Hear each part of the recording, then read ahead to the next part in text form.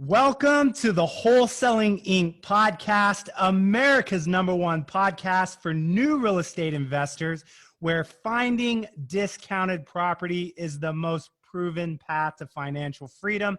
I'm your host, Chris Arnold, and I'm excited about the topic and even more the guest that I have for you today. What are we talking about? Today we are talking about the value of having the right title company and what it can cost you to have the wrong one. And there's a ton of questions around title companies. What should I be looking for in the title company? Should I have more than one title company? What can I expect? There's a lot. And why this topic really is so important is because title companies can determine whether or not we get paid. I'm sure everyone listening has maybe had an experience in which they felt the title company potentially lost them a deal. And that is the worst way to lose a deal. It's one thing if we mess up, we can blame ourselves. But if a title company does something, then it's like, wow, that's really frustrating. So the guest I have on today that I'm very excited about is actually my director of closing, who has actually been doing transactions and closing them out coming up on 6 years. She has processed as a closing manager, or as we say, director, hundreds of transactions. And there's no one that I know around the country that knows more about title from a wholesaling standpoint than she does. So much so that some of the top guys in the country actually asked to have individual conversations with her to pick her brain about how she does what she does. So Taylor, I'm excited to hang out with you today. Welcome to the show. Thanks for having me, Chris. Awesome. Tell us a little bit about you, where are you located, and just a little bit about you personally and on the business side so we can get to know you. I'm located in Dallas. I live in Dallas. I've been with Coca, like you said, for almost 6 years. And I started off as part-time with Coca, and it grew in gradually to being the closing manager. And now I'm recapping. I'm the senior closing manager for Closing Investments. Absolutely. And not only are you the closing director, you also have a closing person underneath you as well that you help manage as well. So it's a two-person team, correct? Yes, it is. Awesome. All right. So let's get to the meat, right? Let's talk about title companies and pick your brain about everything that you know. So one of the first things is like location. Does the location of your title company matter? Definitely. Depending on what market you're in, whether that's DFW, anywhere in California, or whatever state, whatever location, like for us specifically, DFW, having our title company local and having them know what's going on, different things that are changing in the DFW area, having plugs for, let's say, for tax information or certain people they can call to get us information faster. It's always in your best interest to have your title company in the same market you're working in. Okay, absolutely. And that's, again, you're emphasizing that for the access to information that a local title company gets versus one that's not local, correct? Yes, definitely. They're going to be more familiar and more comfortable working within that market. Mm-hmm. Yeah. Now, let me ask you this. Are all title companies created equally, or are there some that are, quote, more investor friendly? Is that actually true? That is true. There are more title companies that are more comfortable just on the retail side of things. They'll do their couple investor deals here and there, but then you have your other title companies that are way more experienced and investor friendly, and they have tricks up their sleeve and they can help you with information maybe you're not familiar with. Like, for example, when we first started, I wasn't too familiar with something called a blind HUD, and our title company that we started with that was pretty familiar with doing investor deals, they schooled me on, we can show basically your information on one HUD, and then on the seller's HUD, they won't necessarily see how much you're making per se. So that really saved us on a lot of deals. Okay. And so because of our that's, profit margin. wow. And so to define that, if someone newer is listening, a blind HUD is your ability to actually hide what you're making on a deal from the other parties involved, correct? Yes, exactly. Perfect. Now, to break that down, so what I hear you saying is there are some title companies that are built to work retail, which is with, traditional real estate agents and brokers.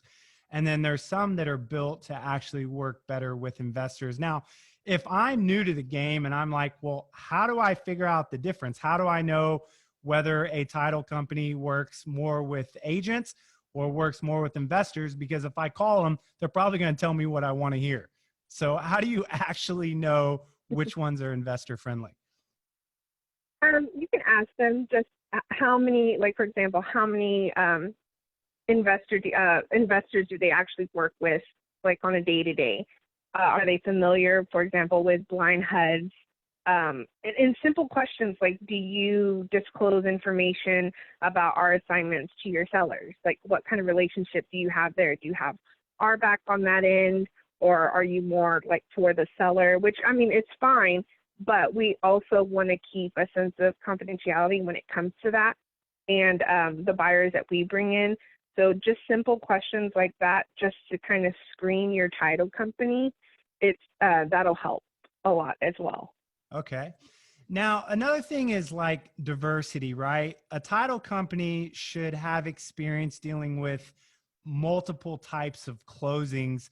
Um, what does that actually look like? When we say multiple types of closings, what are we talking about in the sense of diversity? How do we identify that in a title company?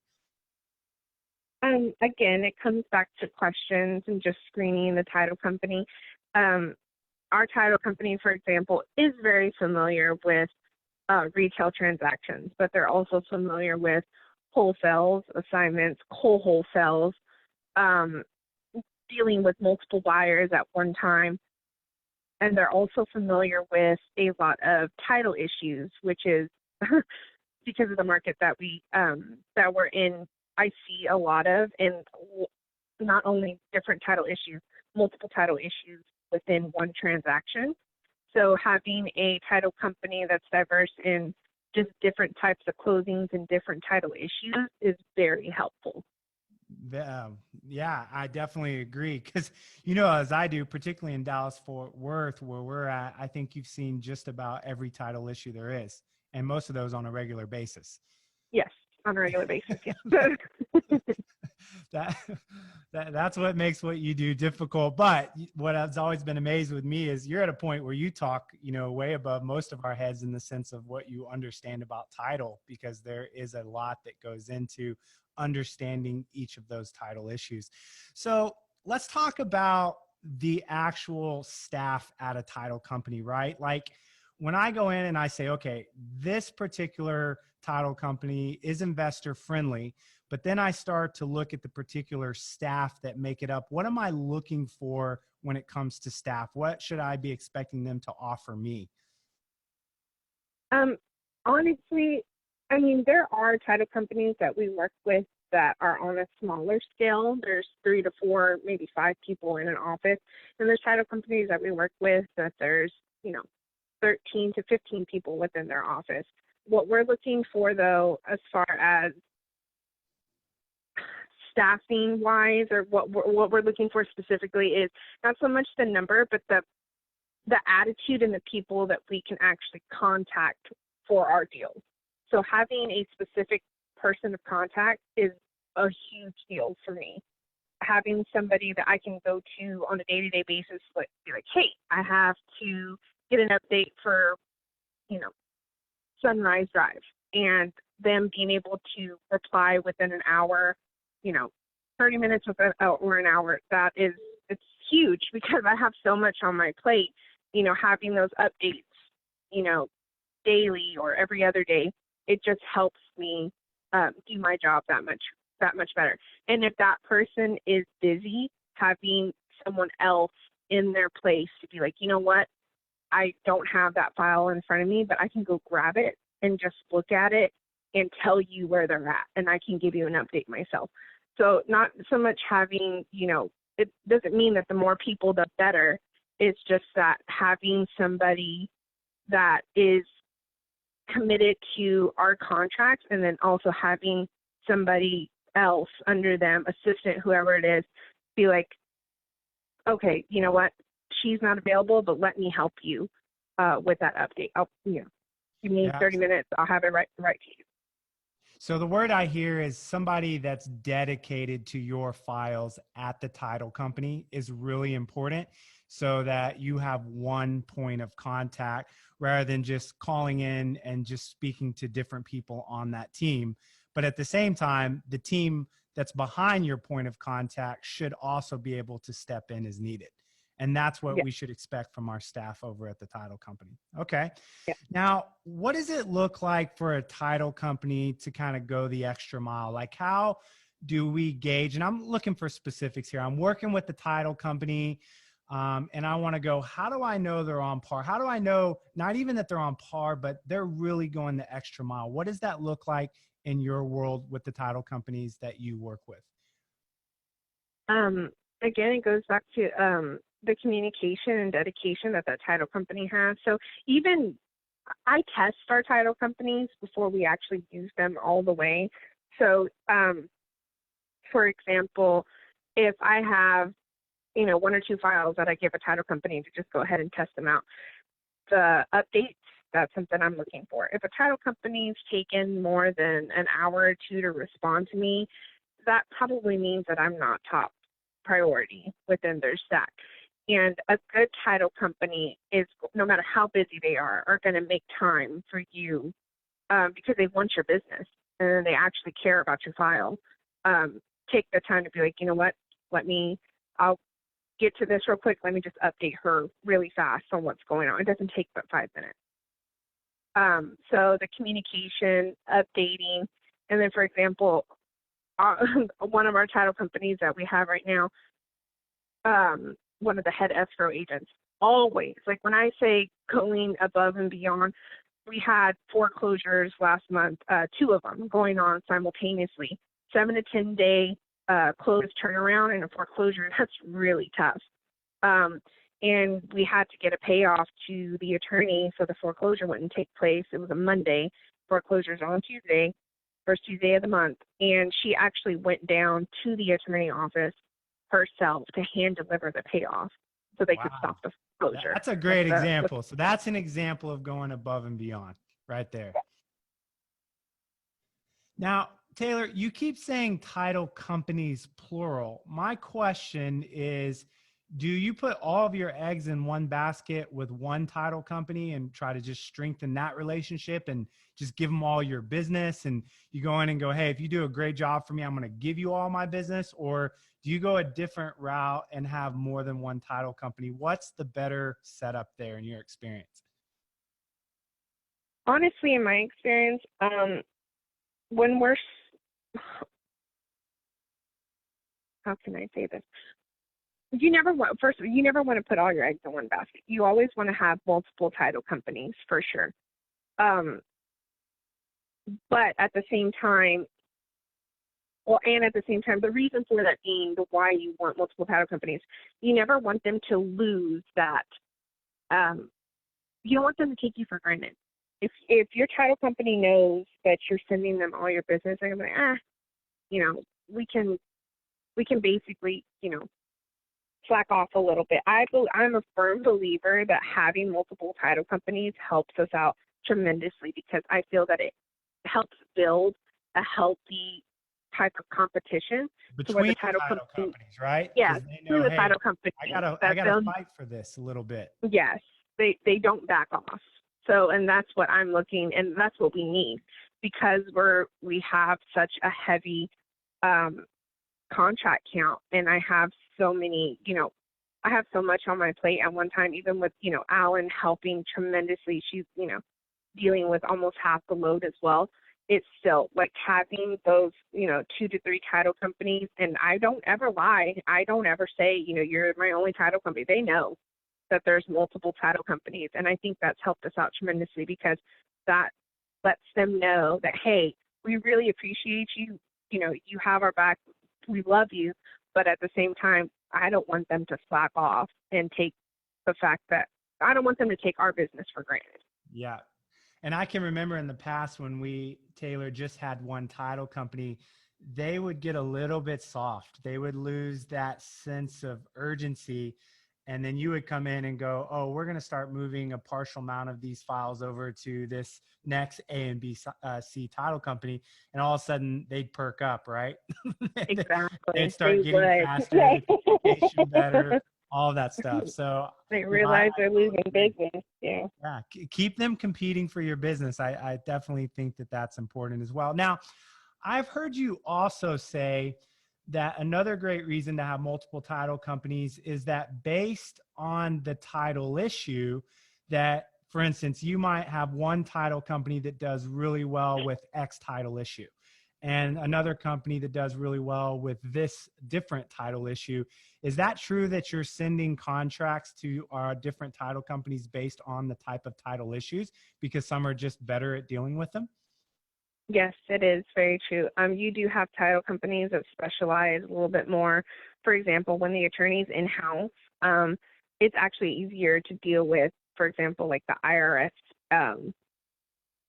tax liens or foreclosures, because you can have, ask your questions right then and there. When the attorney is out of office, like the fee attorney, it's a little bit harder, the communication, because it's going through the escrow officers. So having the communication with the attorney it helps a lot. And having title companies that specialize in certain, whether that be, again, like the foreclosures or abstract judgments or certain liens, it actually helps speed the process along that much more and helps you with your closing time.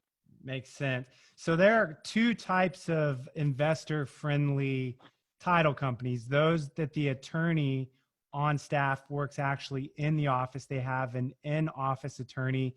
And then there's other title companies that the attorney is out of office. Did I get that right? Yes.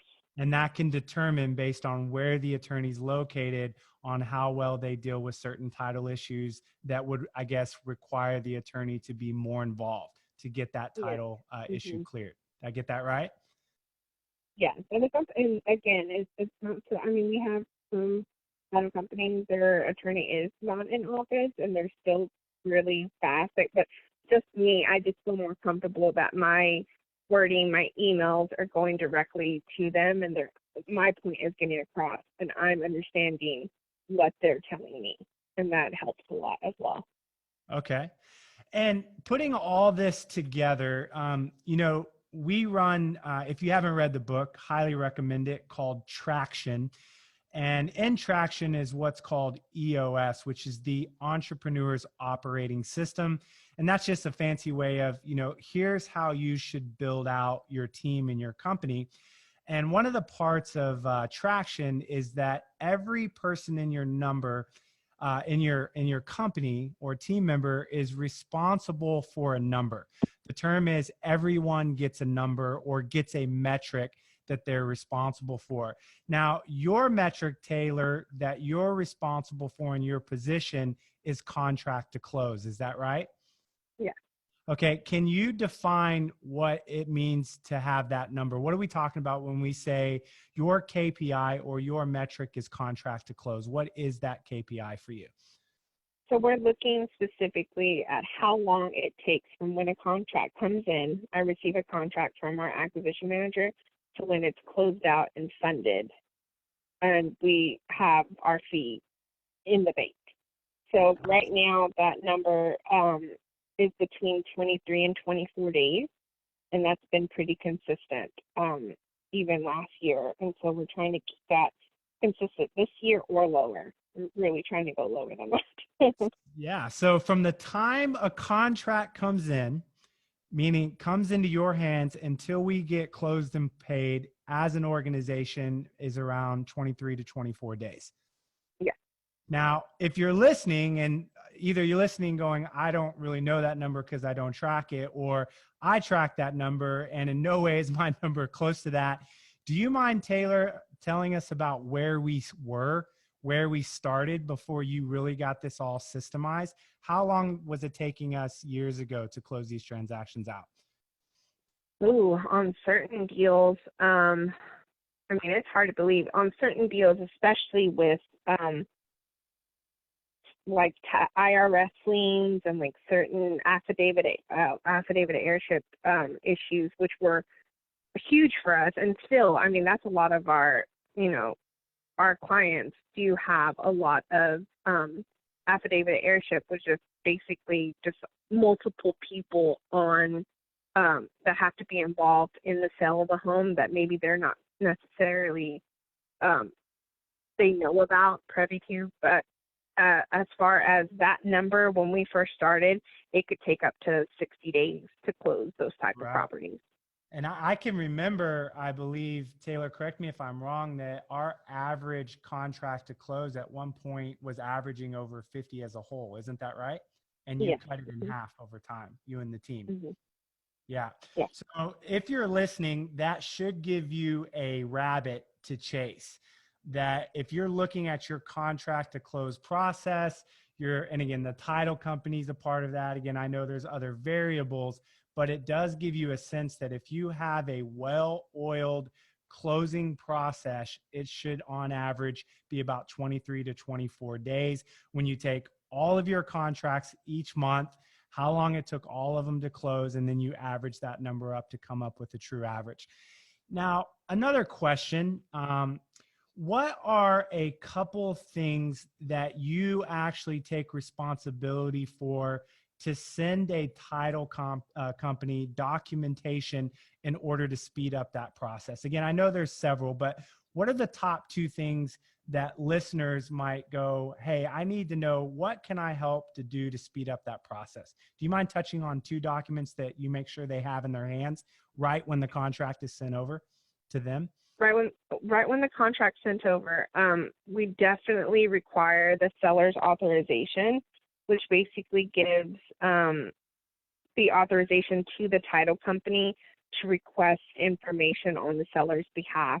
So any kind of liens with the city, any kind of judgments, whatever the case may be, mortgage payoffs with mortgage companies, those types of things you're going to need 99.99% of the time. The lien holder is going to require that seller's authorization. And it's usually just a one-page form, and the seller is just signing off saying, they give permission to the title company to request that on their behalf. And the next... You get that signed, or does the acquisition manager get that signed? The acquisition manager gets that signed, but we make sure, if the acquisition manager does not have that, which sometimes it happens, it's usually required. When they submit a contract, I have to have that piece of paper because it's so important. And so whether I have to take that's like the number one, I hear you saying, like if you were to 80-20 this, if you're going to get one document signed at the time of contract from the seller, get the seller's authorization signed and sent over to the title company along with the contract, right?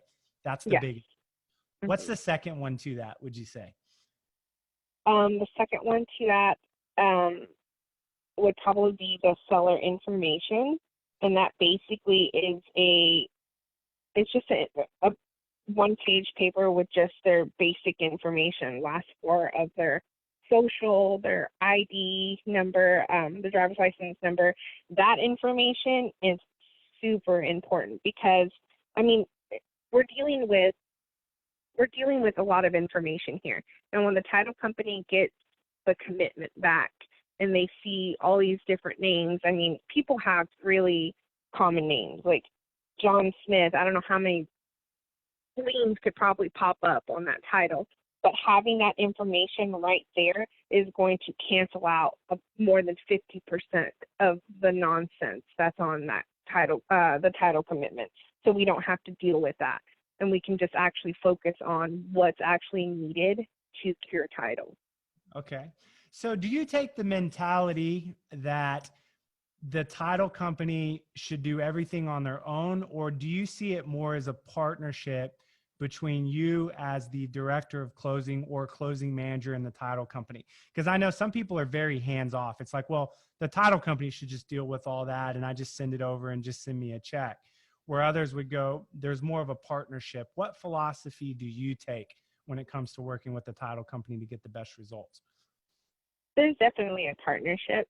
I am very involved in the title process, probably more than I need to be, but that also guarantees that we're closing things on time and that I have appropriate updates. Because, I mean, one thing I've learned working here for so long is things can change within an hour. So having that communication, being so hands-on, being involved so much, I mean, in my world, it pays off. And it pays off for us because it really helps me keep a grasp on what's needed.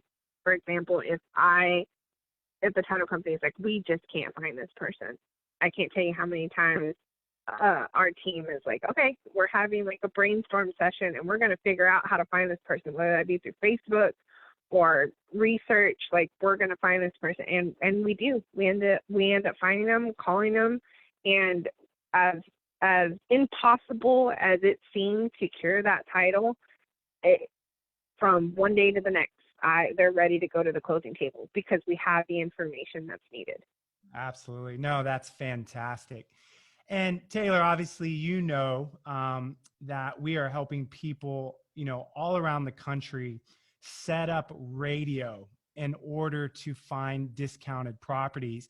And you've been with us so long that you've processed contracts coming off of things like direct mail, ringless voicemail, online marketing, bandit signs. Like, you have processed contracts coming from just about every lead generation source out there, because we've tried them all, because we've been in business now 15 years.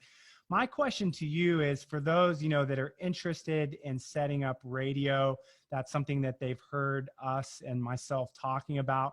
Have you observed anything from your perspective as a closing manager when it comes to the difference between a contract that comes from radio versus other sources? Just curious. I have.